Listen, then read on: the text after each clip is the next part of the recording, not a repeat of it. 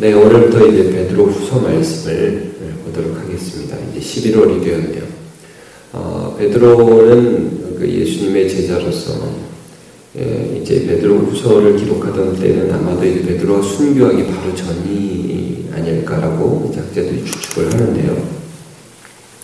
로마 전역에 이제 흩어져 있는 신자들에게 이 편지를 쓰므로 그 당시에 처음 복음을 접한 자들이 많은 이단의 공격을 받고 또 여러 가지 잘못된 가르침 가운데 혼돈되고 혼미할 수 있는 그들에게 하나님의 바른 진리의 말씀을 깨닫도록 이렇게 도와주고 있습니다. 초대교회는 각 교회마다 여러 이단들이 많았습니다. 여러분, 그래서 갈라디아서 같은 책을 보면 이제 율법이냐 믿음이냐, 그러니까 할례를 받아야 구원받는다, 이런 식의 이단들이 있었고, 또 데살로니가 전서라든지 전후서라든지 오늘 베드로후서 같은 책을 보면 나중에 여러분 나오겠지만 어떤 그 종말에 관한 이단들, 예수님이 다시 안 온다더라, 예수님이 너무 급하게 온다더라, 이런 식의 이단들이 많이 있게 됩니다. 그리고 이런 이단들은 그냥 그 어떤 교리로서 끝나는 이단들이 아니라 그런 이단들 때문에 신자들의 삶이 매우 천박해지고, 우린 구원받았으니까 아무렇게 살아도 된다라든지 너무 금욕적이 되어서 두려움 가운데 살고, 이런 부작용들이 삶에서 나타나게 됩니다. 여러분, 그래서 요즘에도 신천지 이런 이단들을 보면 조금 있으면 종말이 온다, 카드빈 막 내고요, 그런 사람들 많이 있습니다. 그러니까 이 바른 하나님의 말씀을 알고 바른 생활을 하는 것이 얼마나 소중한 것인가를 알 수가 있습니다. 자, 우리 10절을 한번 읽어보도록 하죠. 10절 시작. 그럼 우리 형제들아, 더 힘써 너희 부르심과 택하심을 붙게 하라. 너희가 이것을 행한즉 언제든지 실족하지 아니하리라. 너희 부르심과 택하심을 굳게 하라. 하나님 너희를 부르셨고 택하셨는데 굳게 해야지. 이렇게 세상에 여러 가지 이 헛된 말에 흔들리면 안 된다.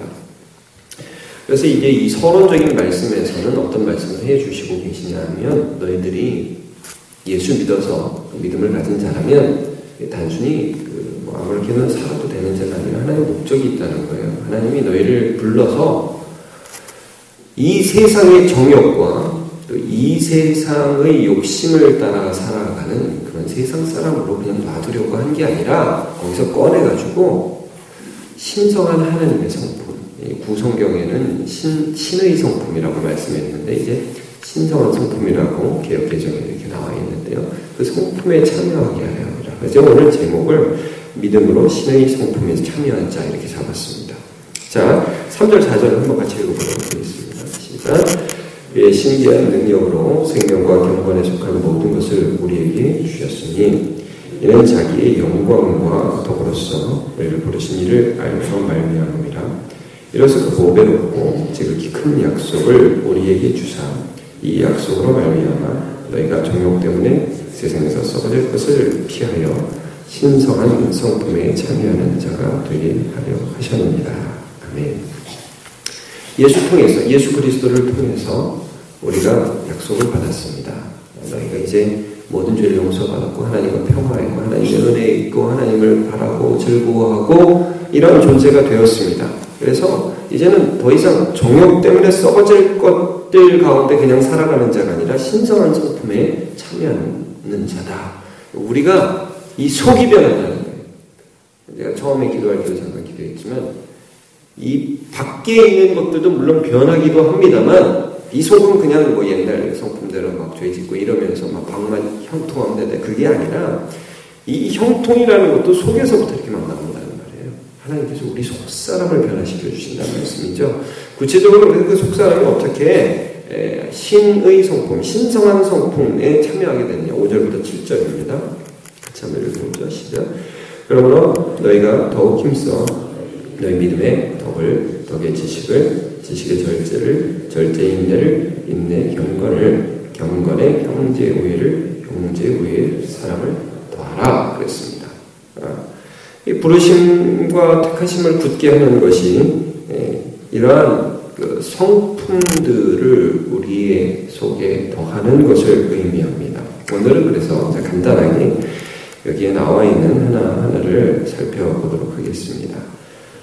먼저 너희가 더욱 힘써 너희 믿음의 덕을 그랬습니다. 믿음이라는 것은 맨 처음에 이 베드로나 모든 초대교회 사도들이 동일하게 가진 것을 의미합니다. 1절 한번 다시 읽어볼까요? 1절 시작. 예수 그리스도의 종이며 사도인 시몬 베드로는 우리 하나님과 구주 예수 그리스도를 의를 힘입어 동일하게 보배로운 믿음을 우리와 함께 받은 자들에게 편지하는. 그러니까 이 편지를 받는 사람이나 베드로는 모두 믿음을 하나님께로부터 받은 자라는 것입니다.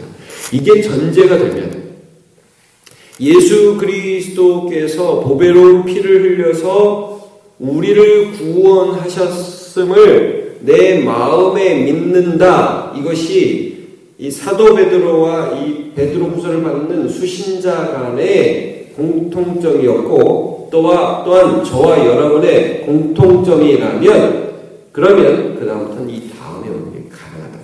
믿음의 덕을 그랬습니다.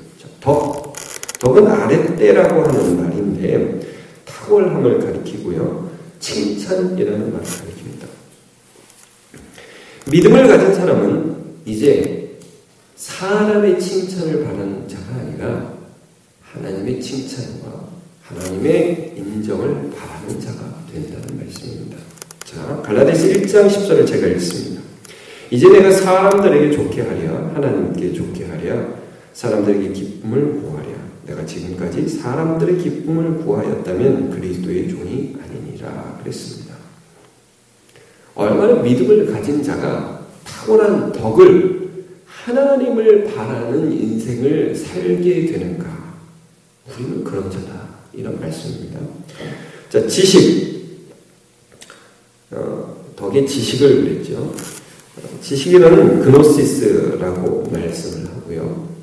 이 단어는 단지 수학을 좀 더 한다, 시사를 한다 이런 지식을 말하는 게 아니라 관계적이나 그러니까 마리아가 요셉을 알지 못했다 했을 때에 마리아와 요셉의 그 친밀한 관계, 하나님을 아는 것을 말씀합니다. 여러분 그러니까 우리가 예수를 믿어서 이 지식이 잘한다 하는 말은 우리가 회사에서 무슨 일을 할 때, 가정에서 무슨 일을 할 때에도 이건 요거야 이런 세상적인 지식을 아는 게 아니라 하나님을 아는 거예요.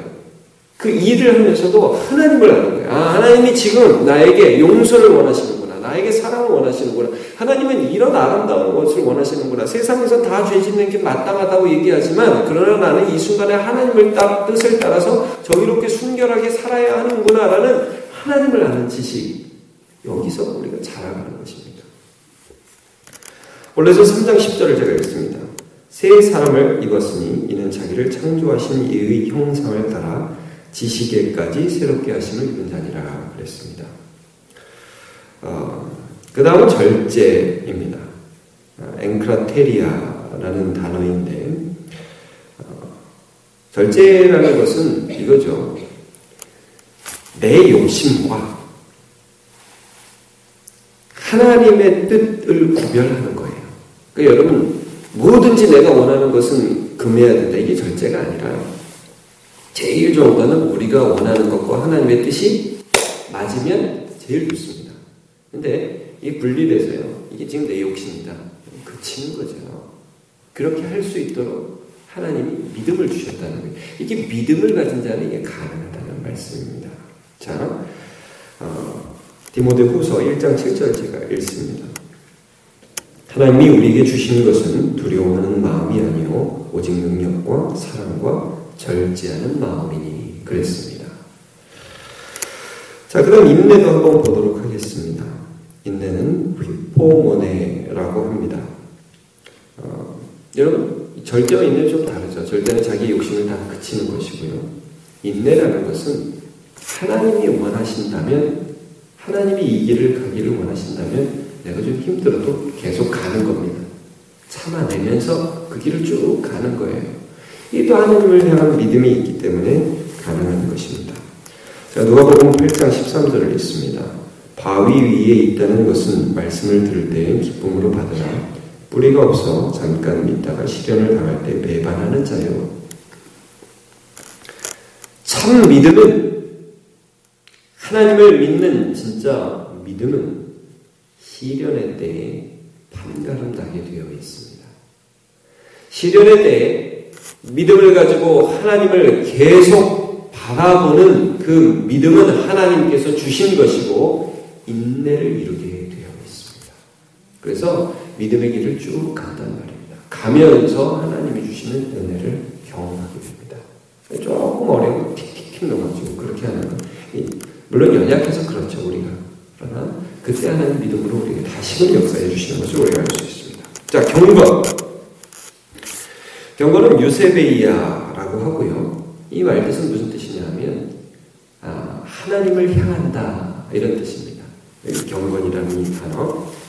사람을 향한다, 세상을 향한다, 욕심을 향한다가 아니라 하나님을 향한다. 간절하다. 여러분 그래서 사슴이 시냇물을 찾아 갈급함 같이 이렇게 말씀을 하잖아요. 이 믿음을 가진 자는 하나님을 믿기 때문에, 하나님을 신뢰하기 때문에 세상 속에서 만족이 안 돼요. 그래서 이 마음이 하나님을 향해요. 하나님. 그리고 하나님을 향할 때 하나님 주시면 좋고 안 주시면 말고 이게 아니라 간절하다는 거예요. 하나님이 안 주시면 안 됩니다. 하나님께로부터 오는 것을 나는 바랍니다. 이런 마음으로 속에서 일어난다는 거예요. 너희가 이러한 것들, 이러한 간절함으로 부르심을 받았다. 예수님이 기도하실 때 누가복음 22장 44절을 보니까 이렇습니다.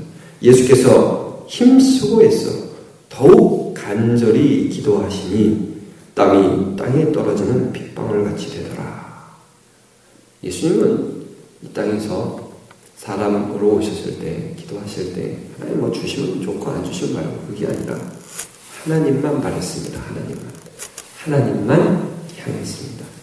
그것이 경건합니다. 형제우애 필라델피아라고 하고요. 우리가 예수 믿으면 우리 옆에 있는 형제가 경쟁의 대상, 소유의 대상, 착취의 대상이 아니라 사랑의 대상이 된다는 것입니다. 왜냐하면 우리 대장이신 예수 그리스도께서 먼저 사랑하셨기 때문입니다.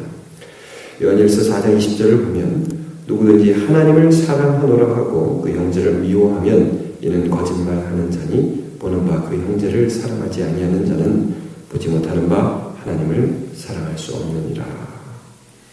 마지막으로 사랑은 아가페. 바울이 뭘 깨닫느냐면 사랑 없이 하는 것은 다 헛것이라는 거예요. 잠깐 이 신의 성품을 살펴보았습니다. 여러분 우리가 예수 믿었으면 하나님의 부르심과 택하심을 받았으면 그러면 그때부터는 하나님이 우리 인생을 쥐고 너네는 뭐 사는 대로 천국에만 가면 된다 이게 아니라 우리의 속사람을 이렇게 믿음의 덕에 지식의 절제 인내 경건의 형제 우애 그리고 그 위에 사랑을 더하여서 아름다운 하나님의 형상 닮은 사람으로 만들어 가실 줄로 믿고 그것들을 경험하며 사시는 오늘 하루 되시기를 축복합니다.